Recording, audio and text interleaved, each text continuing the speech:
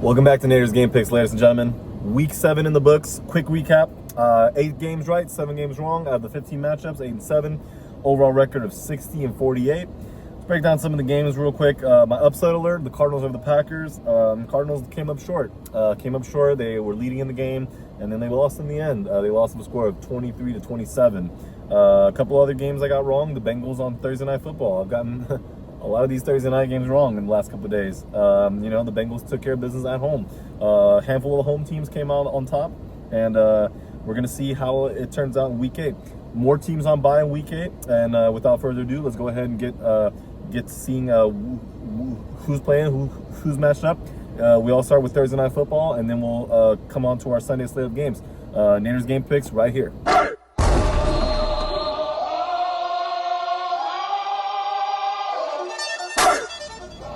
All right, guys, so without further ado, Vikings at the Chargers. Chargers have been suffered from a lack of run game. Obviously, their two top backs are out with injuries.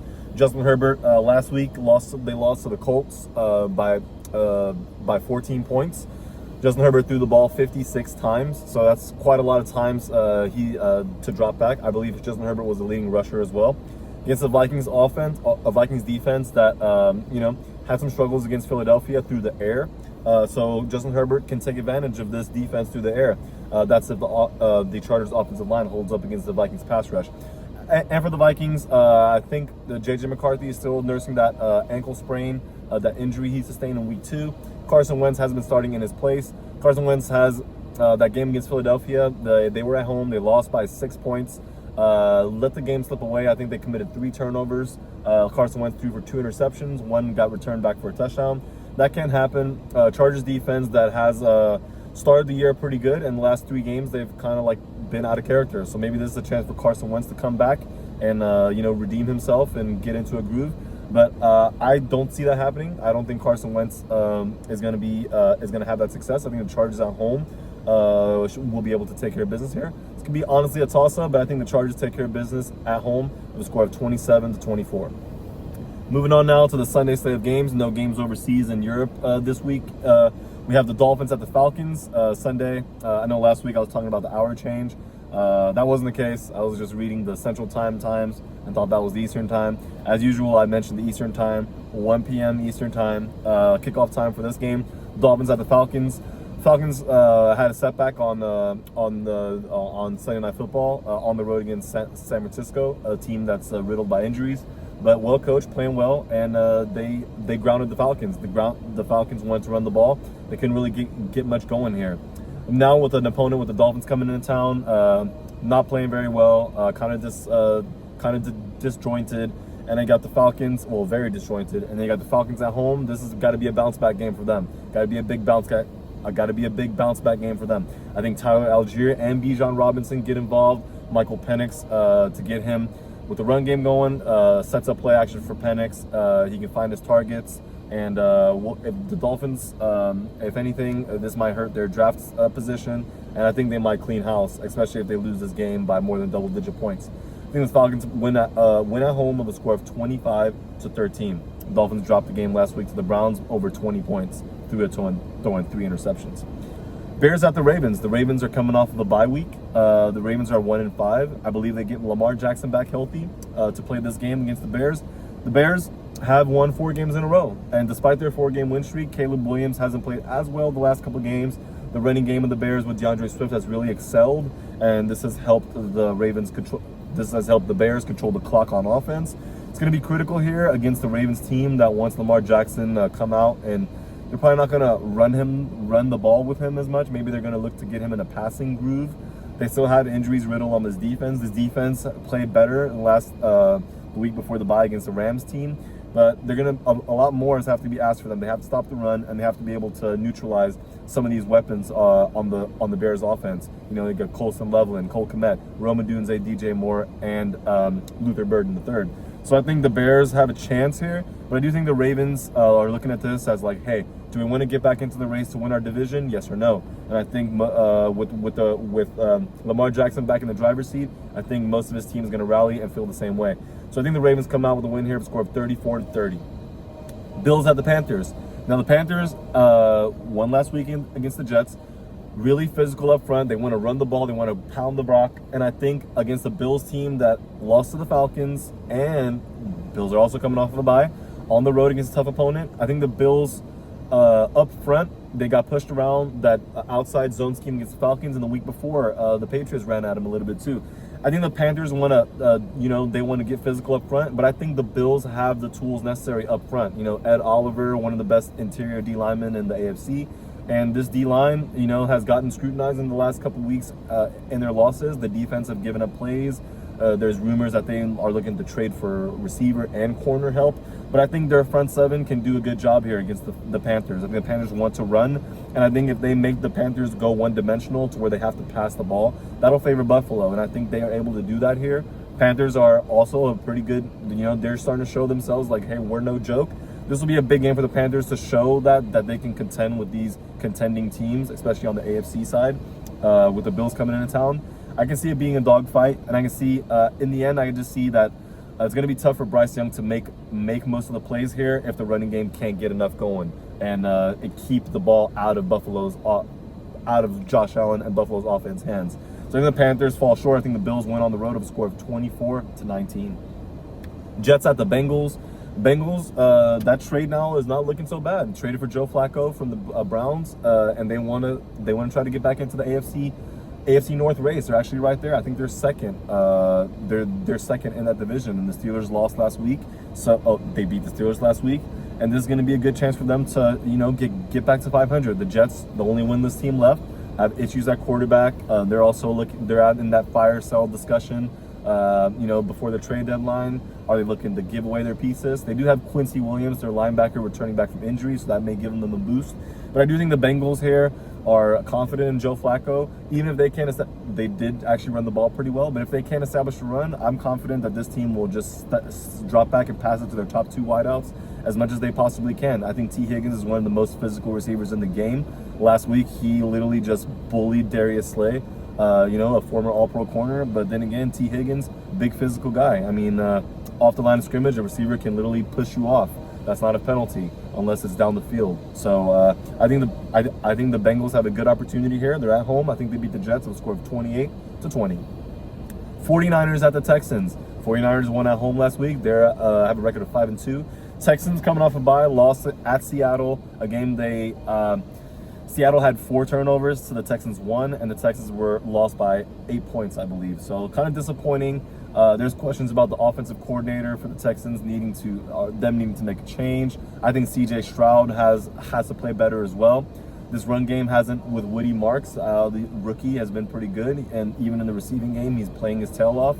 And with Nico Collins going out in that game against the Seahawks, a lot of these rookies in the receiving corps had to step up. Big test for them this week against the 49ers team. They're very well coached. Their defense is flying around.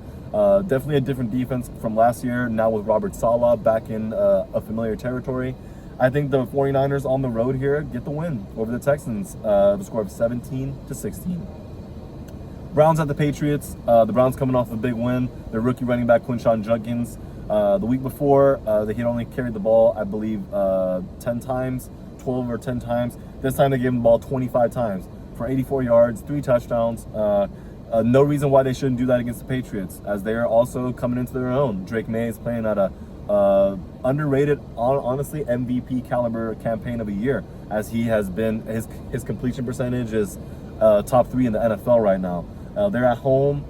They're looking at their schedule. This could be a trap game for them. They don't want to overlook a Browns opponent who, their trade piece and Tyson Campbell got a pick 6 last week against the Dolphins. That's going to give them some confidence. That's going to why can't they make a run and climb their way back into the AFC North, which is honestly kind of a wide open division right now. The Patriots are competing with the Bills in the AFC East. They currently have the lead, so this is a game they need to win to stay ahead. But at home against the Browns team that's very scrappy and very physical and plays hard, I do think the Patriots pulled this off with another weird score game. I think they win of a score of 22-20. Moving on, we have the Giants at the Eagles. Giants play the Eagles. Giants and Eagles have played each other twice in the last 3 weeks. Now the game is in Philadelphia. Philadelphia is now confident after airing the ball out some more, testing the cornerbacks of a good Vikings team. I think they come into this one against the secondary that's not as good. I think the Giants were up.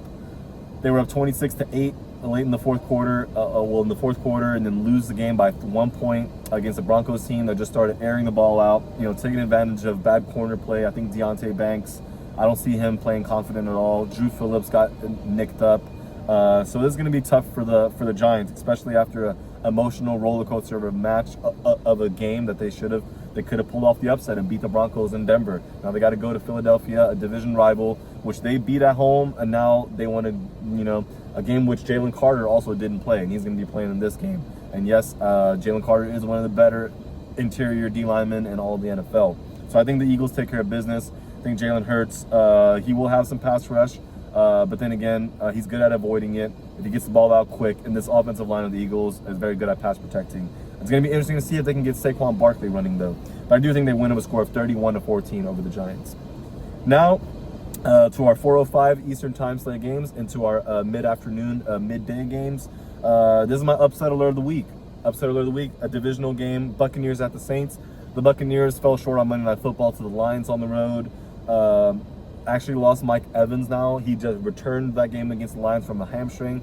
Just a tear his collarbone. Very sad, unfortunate news.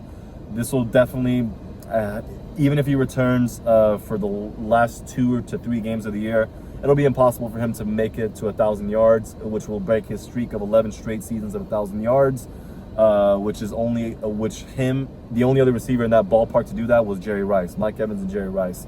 So shouts out to Mike Evans, but this unfortunate that he had to, that his collarbone got injured. When he'll back healthy, I think he's scheduled for surgery this week. But the Buccaneers, they have to stay ahead. This is going to be a dogfight for them. And Baker Mayfield had to claw his way against the Lions team. It was not easy. A lot of completions. The running game couldn't get going. They're missing Bucky Irving. I think he's going to be looking to return this week, maybe next week. And then they're playing against the Saints team that has not played really bad.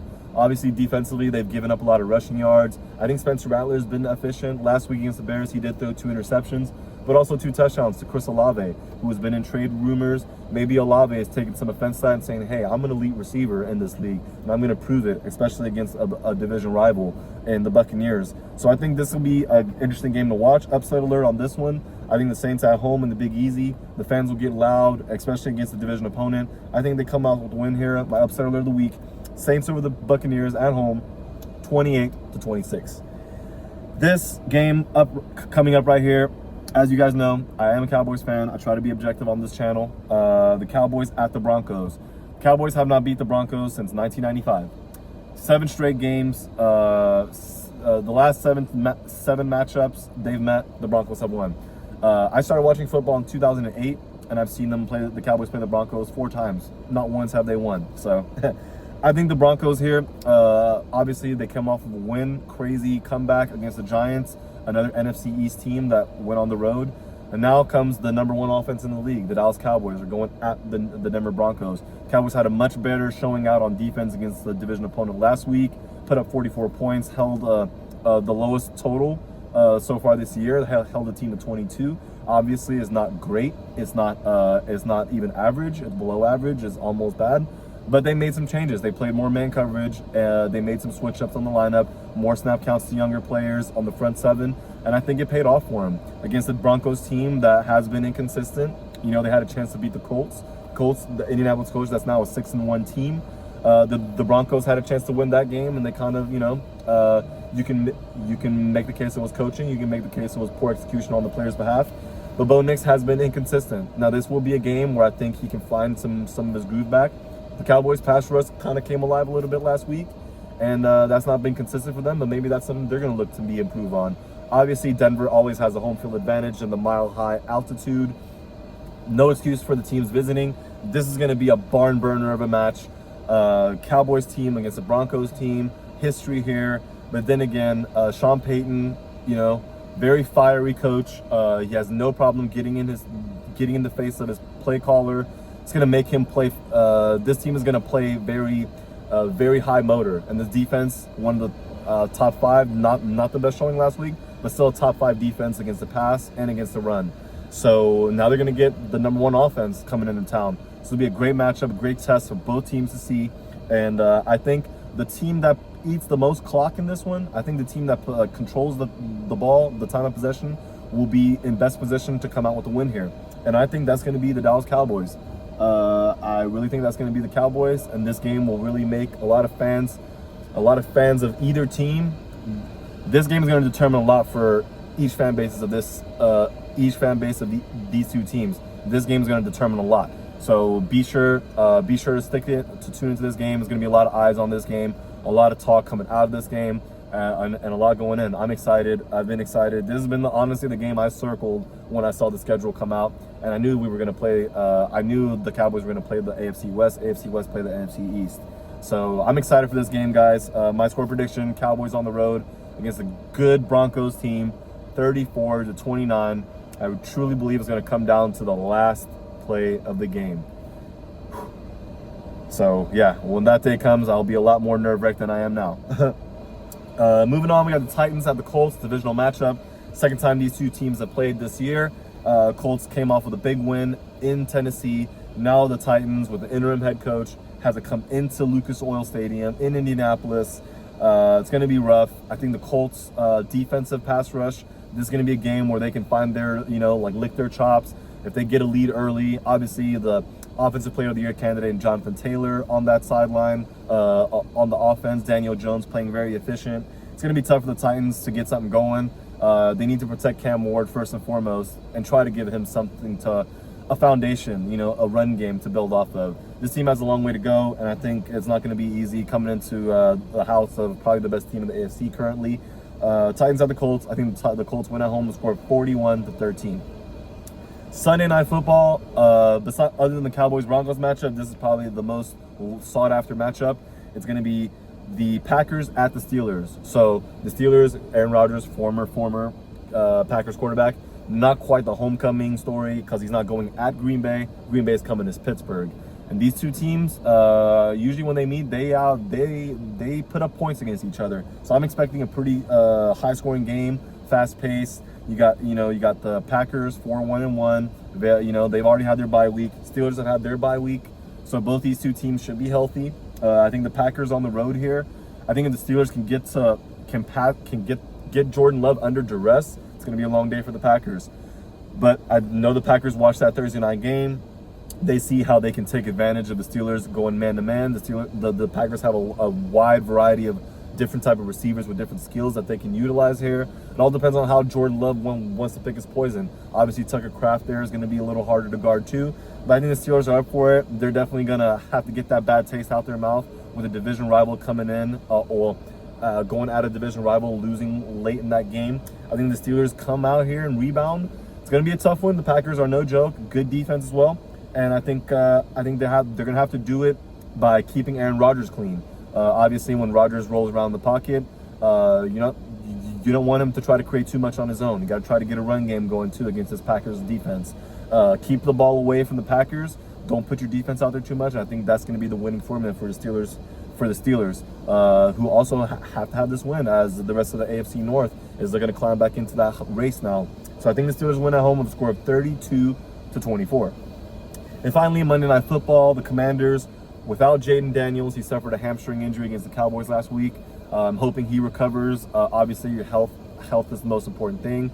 Don't wish any players hurt. Is not why we watch and tune into the games. So Marcus Mariota is gonna get a start at the Chiefs. Can this be an upset? It sure as well may. The Chiefs are playing at a very high level right now. They've gotten their running game going a bit with Isaiah Pacheco and Kareem Hunt, and obviously they had the return of a suspended player. And Patrick Mahomes, if he's not pressured in the pocket, he's going to have a field day no matter who it's against. And the Commanders couldn't get much of a pressure on Dak Prescott. They sacked him once. They're definitely going to have to look to get more pressure on this Chiefs offense who is humming. So big task on their coordinator, Joe Witt, and we'll see how the Chiefs fare at home. They're looking to go above 500 with the win here. I think the Chiefs do that, pull this off with a score of 30-16. That wraps up week 8, ladies and gentlemen. I'm glad you guys tuned in. I try to break it down as much as I can. I'm gonna get this uploaded. Biggest week of the week for you Cowboys fans. This is gonna be the game that says a lot about this team and for the Broncos. Honestly, a lot of these teams. We're getting close to the halfway point of the season. It's gonna continue. Enjoy the football while it's here, guys. And the players that and the players that get injured, don't forget that they have families at home. Pray for them and let's make sure that we all treating each other like people first, above everything else. I love you guys. Thank you guys for tuning in. I will be back with the Week 9 breakdown, and I'm excited for this week of football, and I hope you are too. Let's go get it. Yes, sir. Naderade out.